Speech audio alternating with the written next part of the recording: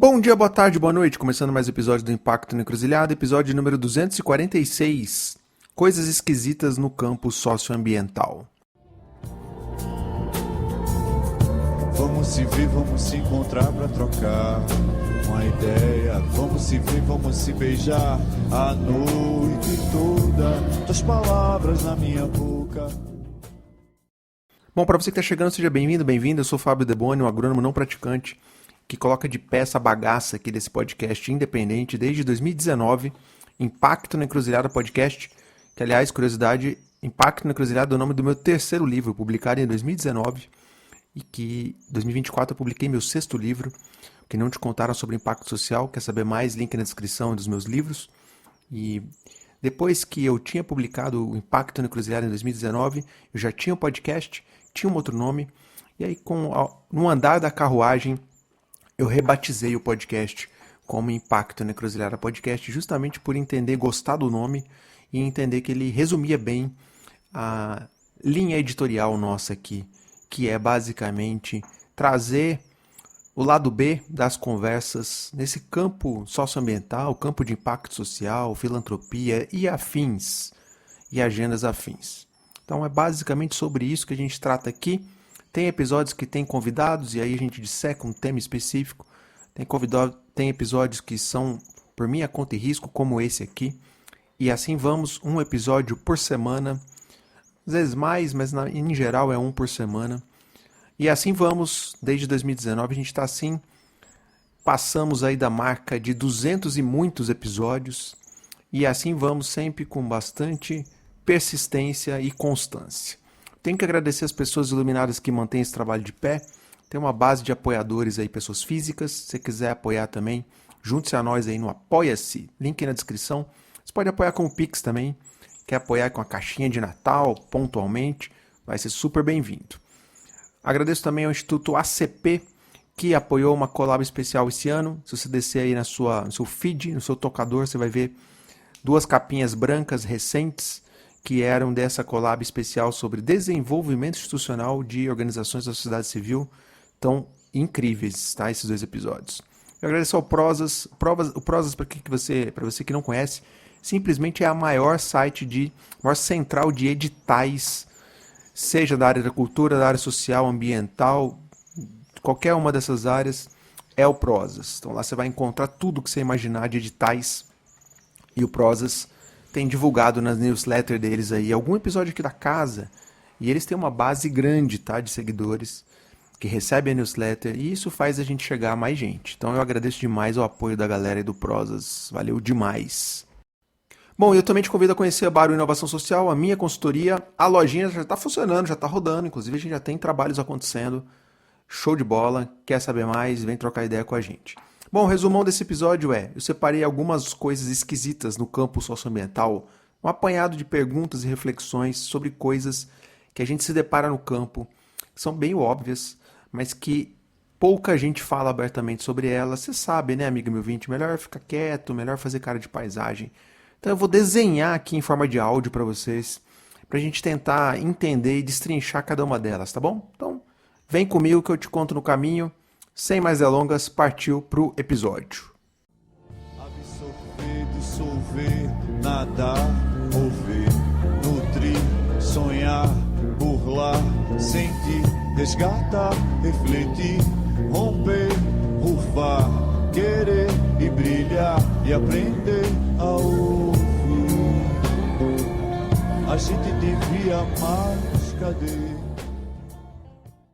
Tem uma coleção de situações esquisitas que ocorrem na fantástica fábrica do impacto, no campo socioambiental, no terceiro setor, na filantropia e temas correlatos, tá?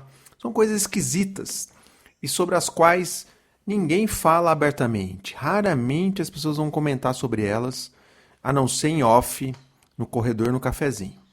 Então eu vou desenhar aqui em forma de áudio alguma delas. Não tem nenhuma forma de importância. Eu fui fazendo um apanhado aqui, tá? Numa sequência bem aleatória. Então vamos lá. A primeira delas. Investidores sociais virando captadores de recursos. Cara, é muito bizarro isso, né? Investidores sociais são aquelas fundações, aquelas organizações que financiam outras, geralmente financiam organizações da sociedade civil. O que a gente está vendo já não é recente, não, já vem de anos para cá, é que tem parte dessas organizações que financiavam outras estão começando a captar recursos. E elas vêm alegando que estão fazendo o famoso match funding, que é aquela famosa assim, eu ponho uma parte da grana e eu capto com outro que põe a outra parte, e com isso, essas duas partes, a gente multiplica o recurso. Será?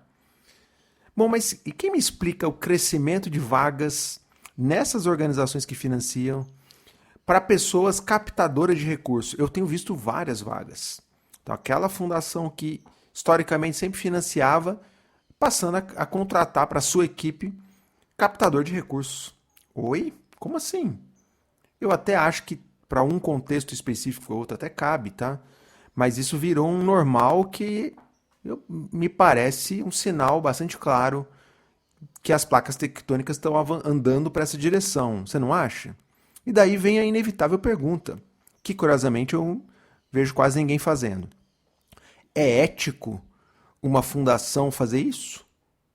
É ético ela passar a disputar recursos com as organizações que ela deveria financiar e fortalecer?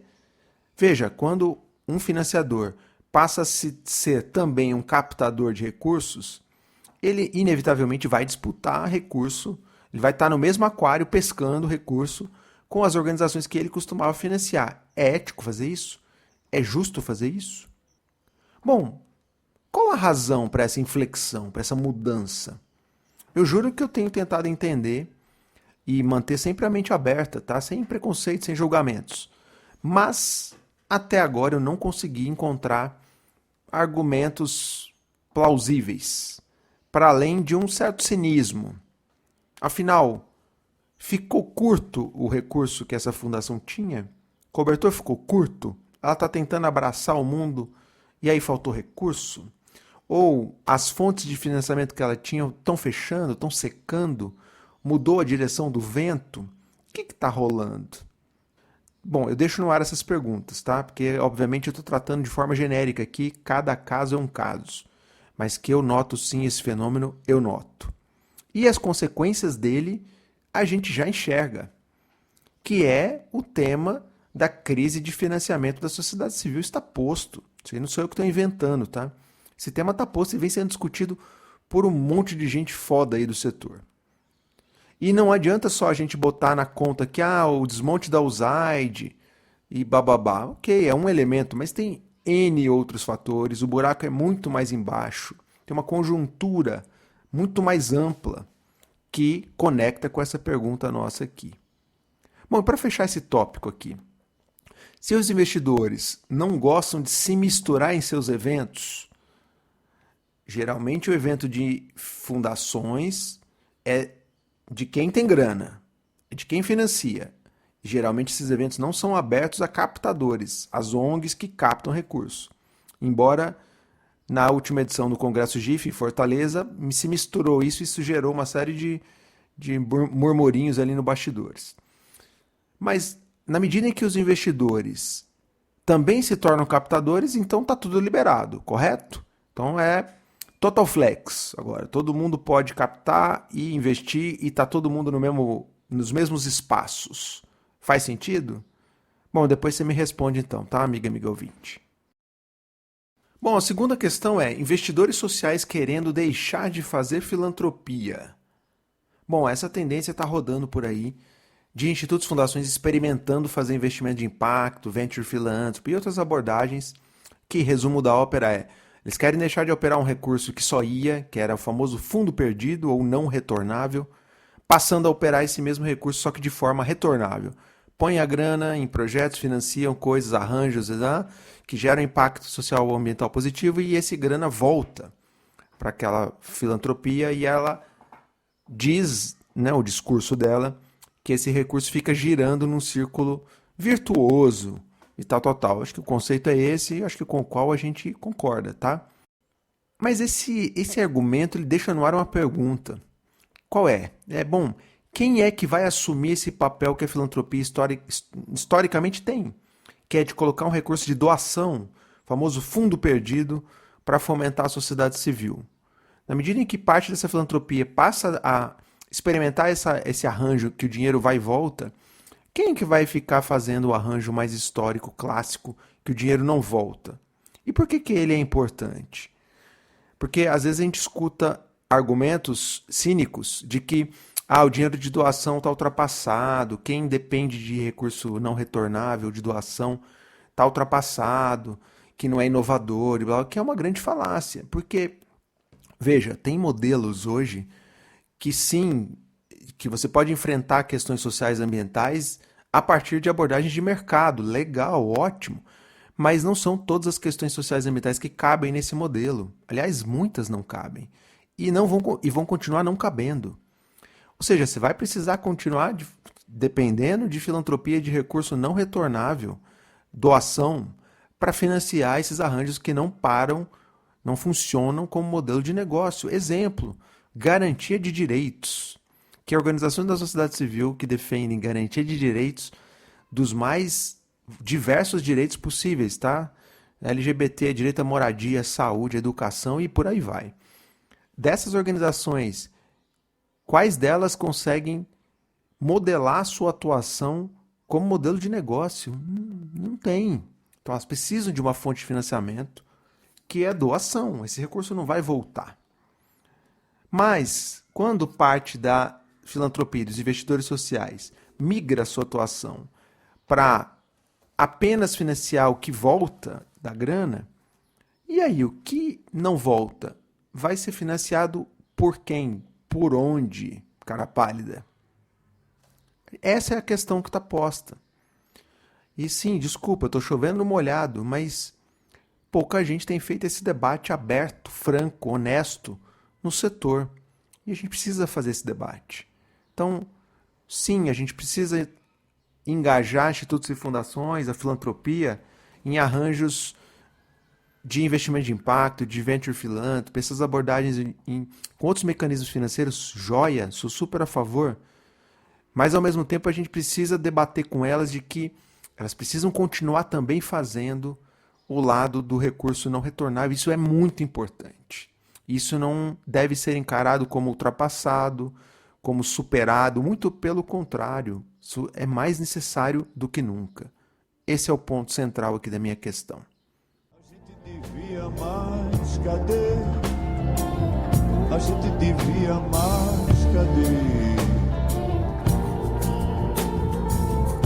Vamos se ver, vamos se encontrar para trocar uma ideia. Bom, chegamos em mais uma questão aqui que é os eventos do setor que insistem em colocar nos palcos os patrocinadores.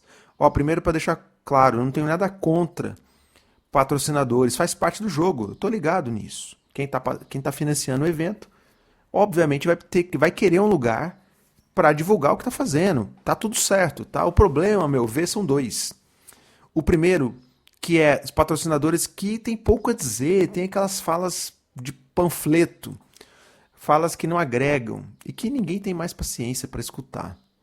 Então, constrange, pega mal para o próprio patrocinador. A galera que está na audiência, na plateia, fica constrangida com certas falas de patrocinadores que poderiam ser evitadas.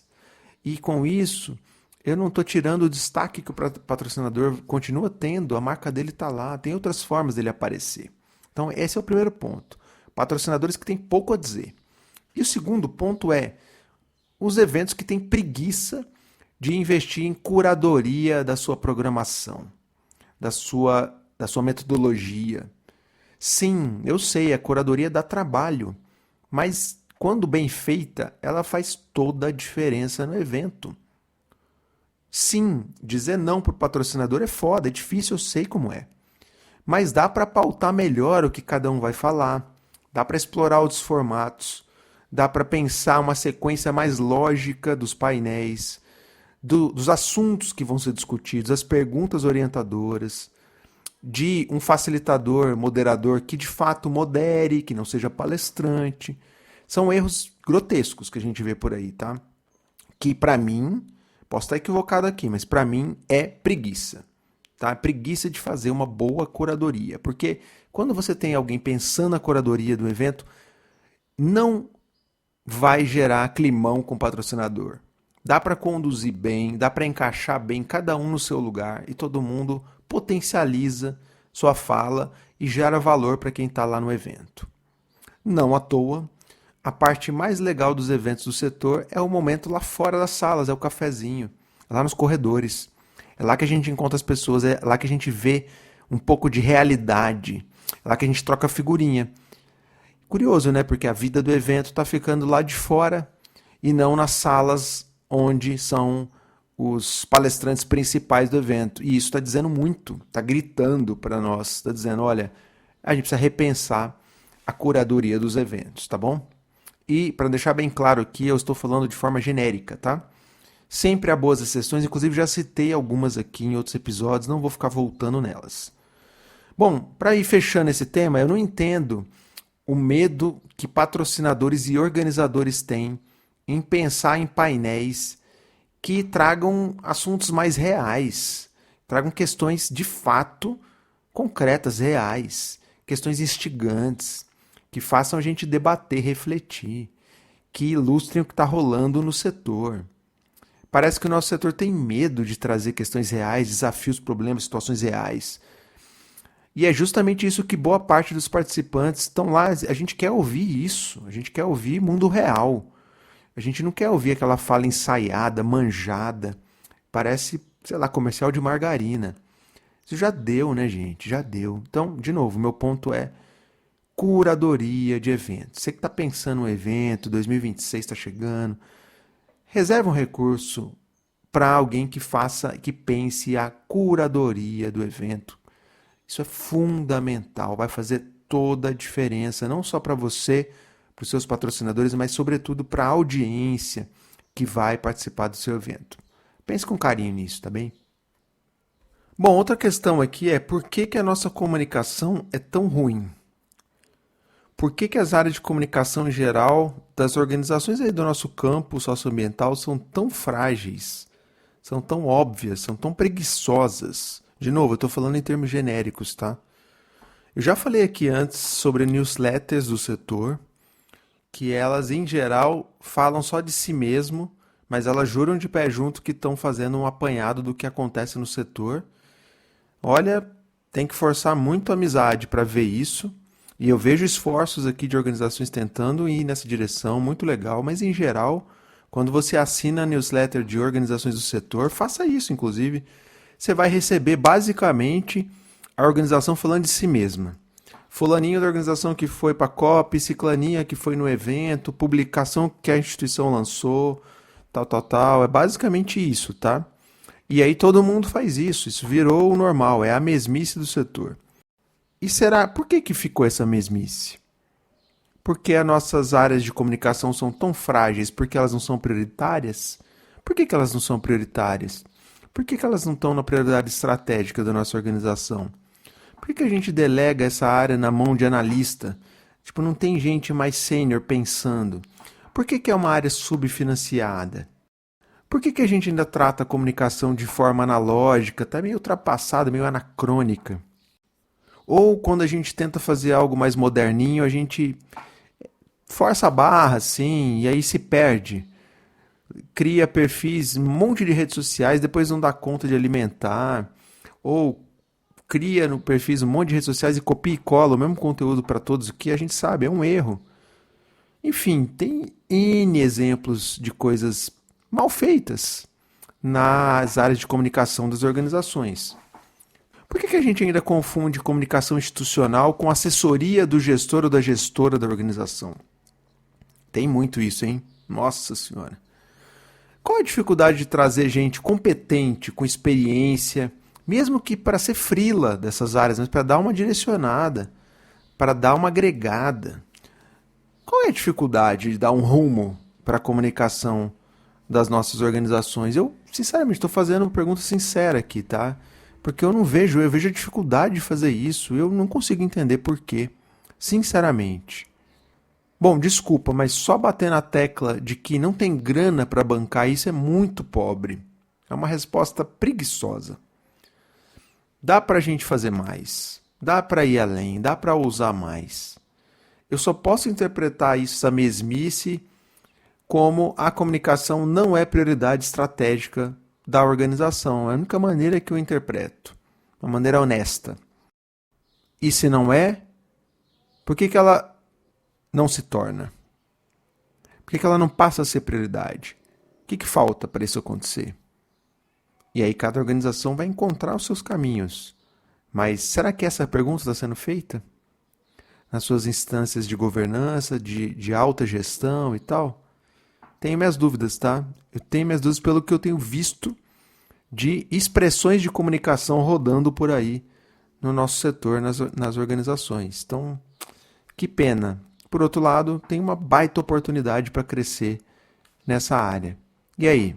A gente está esperando o quê para tratar a comunicação como uma área prioritária? Das palavras na minha boca.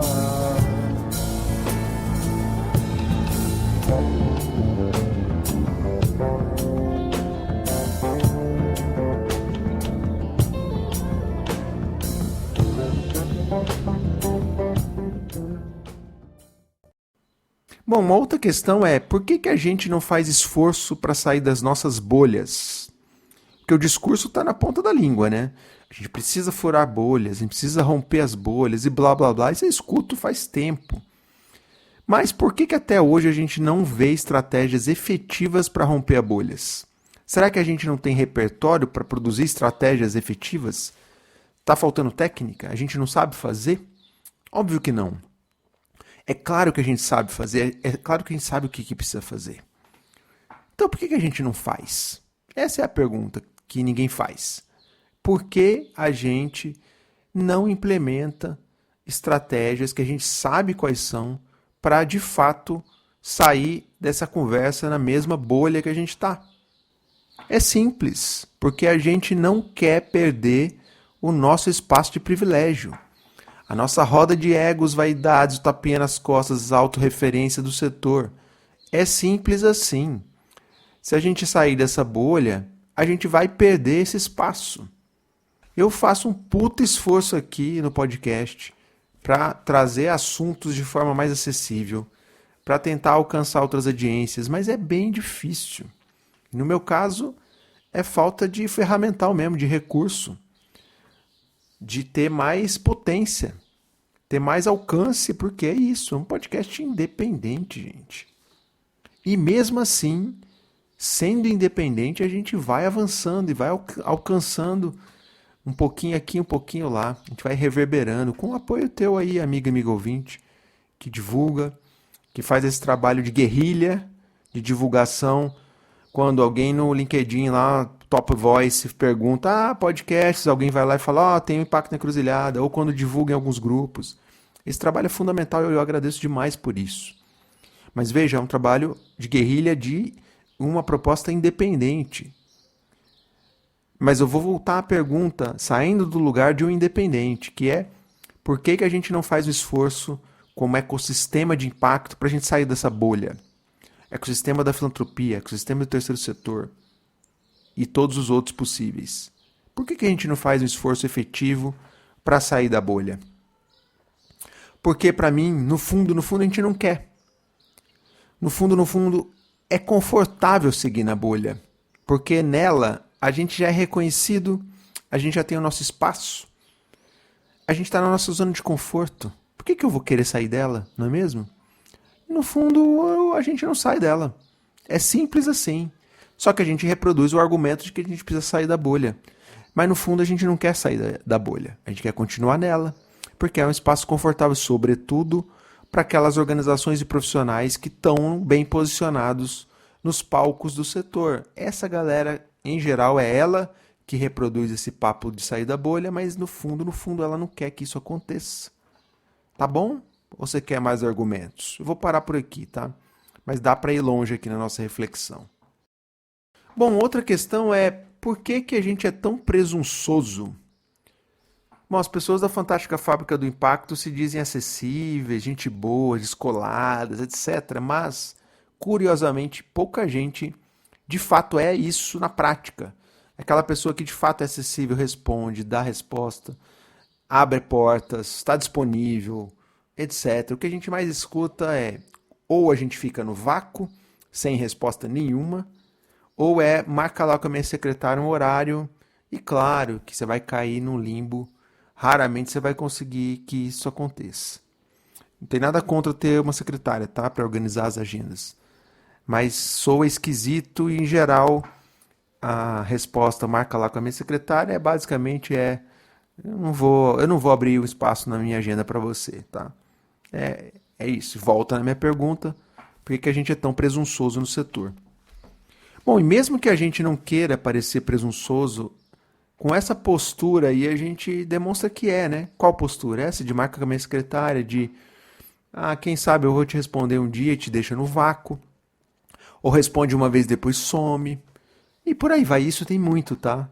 Mas muito mesmo. Eu acho que até que é o padrão do nosso setor, infelizmente, tá? Eu digo isso. Bom, e essa arrogância, essa presunção coloca a gente na contramão de tudo que a gente vende e prega como setor, não é mesmo? O que a gente prega no discurso? Que a gente é agilizado, acessível, que a gente faz um monte de coisa e acontece, bate escanteio, corre na área, cabeceia, a gente é multi, a gente é bombril, a gente é foda, é super-herói. Mas um super-herói que não consegue responder um WhatsApp, um e-mail, pelo amor de Deus, né? Tá difícil, né? E pior, a gente não pode falar pro coleguinha de ecossistema que ela tá sendo presunçoso, que ela tá deixando, tá caindo em contradição, tá vendendo uma coisa e tá entregando outra. A gente não pode dar esse toque, para raríssimas exceções, tá? Porque se a gente fizer isso, a gente se queima. E aí é mais uma porta que se fecha. É foda, né? Você sabe como né, amigo ouvinte? Todos nós temos boletos para pagar, né? Então a gente fica girando em volta desse rabo, em volta do próprio rabo, que é presunção, se dizer acessível, descolado, tal, vem aí, vamos trocar ideia, vamos fazer um churrasco. Passa lá em casa depois e isso nunca acontece, porque é uma resposta padrão, tá todo mundo dando, e o argumento tá na ponta da língua, é muita coisa. Correria, nossa, muita coisa. A agenda é insana e tal, pois é. Então é assim que a gente se diz as pessoas aptas a liderar a transição para um mundo mais sustentável, mais, enfim, chame como quiser. Bom, vamos a mais uma questão que é: por que insistimos em lançar publicações que ninguém vai ler? Você já notou a quantidade de publicações que o nosso setor lança todo ano? Cara, eu adoraria, se tiver, me indique, eu não conheço, algum lugar que tenha esse raio-x, esse IBGE das publicações. Adoraria saber se tem, viu? Todas as que foram lançadas o ano inteiro. Tem isso de eventos, curadoria de eventos, mas de publicações eu nunca vi. Cara, é uma quantidade insana de publicações ao longo do ano. O que a gente escuta não, essa publicação vai transformar o setor, vai revolucionar o tema, a causa XPTO. E aí faz-se uma espuma danada para lançar a publicação. Às vezes gastam mais grana no evento de lançamento da publicação do que na publicação. E passada, sei lá, uma semana depois, o que aconteceu? Não aconteceu nada. Ninguém mais nem fala sobre a publicação, ninguém nem leu. E fica por isso mesmo. E será que a gente não percebe que esse formato está superado? Quem é que vai dizer que está superado? Será que a gente não se liga que ninguém mais dá conta de ler nada? Será que a gente não notou que o que está faltando é implementar, é fazer acontecer lá na ponta esse monte de recomendações que estão aí nas publicações do setor? Eu sei, é meio óbvio o que eu estou dizendo, né? Mas quem é que está dizendo isso no setor? Quem que está trazendo essa reflexão? Bom, e para eu não ser detonado aqui, por ser interpretado de forma literal, eu vou deixar bem claro, eu não tenho nada contra publicações do setor. Tem publicações muito boas, tá? O meu ponto aqui são dois. Primeiro, tem um excesso insano de publicações, porque, a meu ver, o que mais as organizações querem é criar um factual com o lançamento de mais uma publicação, chamar atenção, ganhar visibilidade, etc. Segundo ponto, não existem outros formatos, outros meios, outras maneiras de dar visibilidade às nossas ideias, às nossas reflexões e recomendações do setor? É só por meio de publicações, caras coloridas, com o evento de lançamento, babá. É só esse o formato? Não tem outros formatos? Bom, quanto que a gente gasta por ano no setor com publicações e seus lançamentos? Alguém tem esse dado? Eu não tenho a menor ideia, tá? Mas eu adoraria ter uma noção de qual é esse montante. E o que nos impede de explorar outros formatos, outros modelos, outros veículos, outras abordagens? Nada, né? Nada nos impede. A gente apenas está seguindo, a gente segue o fluxo. Afinal, todo mundo faz assim, tem que transformar em publicação, bora lá transformar em mais uma publicação que ninguém vai ler, infelizmente. Adoraria que todo mundo pudesse ler, digerir, trazer. Eu mesmo tenho feito esse esforço aqui no podcast, em episódios de trazer, pô, foi lançado tal coisa, vem aqui, conta, faz um resumo aí, instiga as pessoas a lerem. Acho que a gente precisa disso. Mas isso se tornou um negócio, perdeu-se a mão, uma coisa absurda a quantidade de publicações que ninguém vai ler. É sobre isso, tá? É sobre esse. O ponto é esse aqui pra gente discutir. Absorver, dissolver, nadar, mover, nutrir, sonhar, burlar, sentir, resgatar, refletir, romper, rufar, querer e brilhar e aprender a ouvir. A gente devia mais, cadê? Bom, para a gente passar a régua aqui na mais uma questão, de novo, cabem muitas, tá? Eu fiz um apanhado de algumas aqui. Essa questão é, por que a gente insiste em ser cosplay de salvadores de planeta, salvadores de sociedade? Essa questão é foda. A gente mal dá conta de responder e-mail, a gente pede para marcar lá com a secretária, a gente mal dá conta de lidar com as nossas agendas alucinadas, mas a gente segue sustentando esse personagem de super-herói, super-heroína, que mata os problemas no peito, abraça tudo, não deixa nenhum pratinho cair, que a gente nunca adoece, nunca erra, a gente nunca cai em contradição, a gente está sempre sorridente por aí, a gente está sempre pleno nos eventos do setor. Fala sério, né, gente? Detalhe, a gente está sempre pleno da porta para fora, né? Porque da porta para dentro das nossas cozinhas organizacionais e dentro de nós próprios, aí tem uma coleção de questões para a gente lidar, não é mesmo? E parte delas a gente deixa para depois, a gente vai varrendo para baixo do tapete. Afinal, nesse cosplay de salvador de sociedade, salvador de planeta, não há tempo a perder. A gente tem que matar um leão por dia e é correria porque o planeta Terra não há tempo a perder. E a gente fica nesse loop do ratinho rodando na rodinha lá, alucinados. Sim, a gente tem as melhores as melhores intenções, tá? Eu reconheço isso.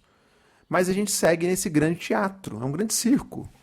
Esse grande flash mob de cosplay. E quando a gente começa a enxergar os nossos eventos, os rolês aí da Fantástica Fábrica do Impacto, essa lente, a gente dá boas risadas, tá? Porque é muito fácil identificar isso, identificar esses cosplays aí que circulam no setor. Faz esse exercício, amigo ouvinte, tá? Faz esse exercício. Você vai entender o que eu estou dizendo. Faça esse exercício. Aliás, você já foi em festa japonesa, ou festival de anime, cultura nerd, geek e tal, algo afim? Você já foi? Você já viu um monte de gente fantasiada de cosplay de anime e tal? Você já viu isso? Nosso setor é mais ou menos isso, só que sem as fantasias físicas. Então é você tentar identificar, puta, aquela pessoa ali do setor, que fantasia ela tá usando? Aquela outra lá, qual seria a fantasia dela? É mais ou menos isso, tá? Essa é a brincadeira que eu tô fazendo aqui, tá? Bom, nem preciso dizer o quanto isso é ridículo e o quanto isso é perceptível. Eu te faço esse convite, amigo ouvinte. Você tentar colocar essa lente quando você estiver em algum evento do setor e vai tentando fazer essa brincadeira de identificar, pô, aquele ali, qual seria a fantasia daquela pessoa, aquela outra, qual seria e tal. Vai se divertir com isso, tá? Vamos também dar risada, vamos nos levar menos a sério, né? Mas essa é a questão que eu trago aqui. Por que a gente insiste em ser cosplay de salvadores de planetas se a gente mal tá dando conta de responder os e-mails? A gente mal tá dando conta da nossa rotina de trabalho alucinada. E, de novo, a gente que escolheu esse caminho, tá? Ninguém tá nos obrigando a querer abraçar o mundo, não. E aí a gente cai nessa armadilha de que, tem que ser assim, porque esse é o padrão. Se eu não tiver atolado, assoberbado, tem algo errado comigo, não é mesmo? Aliás, essa é a máxima, esse modelo é o modelo do setor privado, que a gente, percebendo ou sem perceber, abraçou, vestiu essa camiseta e estamos aqui no terceiro setor, na filantropia, no campo de impacto social, rodando essa mesma lógica, que é um equívoco, nem preciso dizer que é um equívoco, não é mesmo? Aliás, a gente está vendo, não à toa, um monte de questões de saúde mental pipocando. Tem tudo a ver com isso também, gente. Tá? As coisas estão totalmente interligadas. Então, por que a gente insiste em ser cosplay de salvador de sociedade, salvador de planeta? Eu não tenho a menor ideia, mas eu acho que eu pincelei aqui algumas possíveis respostas para a gente seguir refletindo juntos. Bom, vou parar por aqui, tá? Mas caberiam muitas, mas muitas outras questões e reflexões. O céu é o limite aqui, tá, amigo ouvinte? Certamente você tem outras, comenta aí, traz pra gente explorar depois de outros episódios, tá? Mas como a gente já tá na reta final de 2025, vou dar uma poupada aqui nos seus ouvidos, no nosso tempo aqui, tá bom? Aliás, afinal, o tempo é precioso. Então eu vou parar por aqui, tá? A gente tá chegando no final de 2025, mais um ano, terminando mais uma temporada, a 8ª. 2026 tem temporada nova, a 9ª. Mas ainda não é o episódio final de 2025. Segura a onda aí, amigo ouvinte. A gente tá quase lá, tá bom? E que ano, hein? 2025 foi um ano sensacional aqui pro podcast. Eu falo mais sobre esse balanço no próximo episódio, tá? Em breve ele tá no ar. Mas só preciso agradecer a você, amigo ouvinte, pela sua baita audiência, pela sua força, por ajudar a espalhar a palavra, pela atuação de guerrilha que a gente espalha por aí, pela sua assiduidade, pela sua parceria. Isso é incrível, tá? É de arrepiar mesmo. Eu tenho recebido de vários colegas, amigos ouvintes, as retrospectivas aí do Spotify, e é muito legal, é de arrepiar ver o Impacto na Encruzilhada Podcast, um podcast independente, junto com podcasts gigantescos e reconhecidos aí. Não Inviabilize, Radionovelo, O Assunto e tantos outros, tá? Fórum de Teresina. Tem um monte de podcast foda que eu, inclusive, escuto, tá? E é muito legal poder ver a gente, uma mosquinha ali no meio desses grandões. Olha, só posso agradecer. Para um podcast independente e crítico, isso é foda demais, tá? Então eu te agradeço, amigo meu ouvinte. Você é quem faz isso acontecer, tá? E dizer que, para quem, no meu caso aqui, já pensou em desistir dessa bagaça aqui várias vezes, tá? Eu já disse, inclusive, já falei sobre isso em outros episódios. Isso dá muito combustível, dá muita energia para seguir em frente para a 9ª temporada que chega em 2026. E também aproveito para te convidar. Você aí que está fazendo isso ser possível, a gente está junto com os grandões. Você que já é de casa, você que curte e sabe a importância do nosso conteúdo aqui, dá uma moral, apoia a gente. Pô. Muita gente que escuta, que é assíduo, não apoia o projeto. Pô, não custa, né? Pouquinho ali, você pinga lá um recurso. Não apoia-se. Mas eu não quero, Fábio. Apoia-se, tem que assinar, o cartão de crédito, eu não quero. Beleza, tá tudo certo. Tem o Pix. No Pix você pode pingar uma caixinha de Natal, pontual, esporádico, tá tudo certo. Será muito bem-vindo e muito útil, tá? O Pix é o meu e-mail, fabio.deboni@gmail.com, fabio.deboni@gmail.com, simples. Vai lá no valor que você puder, que couber no seu bolso, contribui aqui para o nosso trabalho, tá bem? Então eu te agradeço demais por isso, pela força que você dá como ouvinte, pelos feedbacks que você me dá o tempo todo, e também se puder apoiar financeiramente ajuda mais ainda, tá bom? Então é isso. Trouxe aqui algumas questões esquisitas que eu tenho observado já faz tempo no campo socioambiental amplo e procurei endereçar algumas delas, refletir juntos aqui. Cabem outras, certamente, mas Vou passar a régua por aqui, tá bom demais, tá bom? Então é isso. Espero que você tenha gostado, se cuide, um abraço e até a próxima.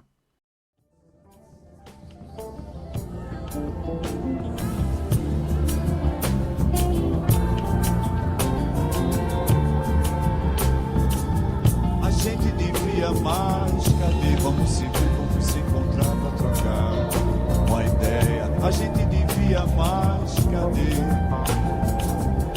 Vamos se ver, vamos se encontrar pra trocar uma ideia. Vamos se ver, vamos se beijar. A gente devia mais, cadê?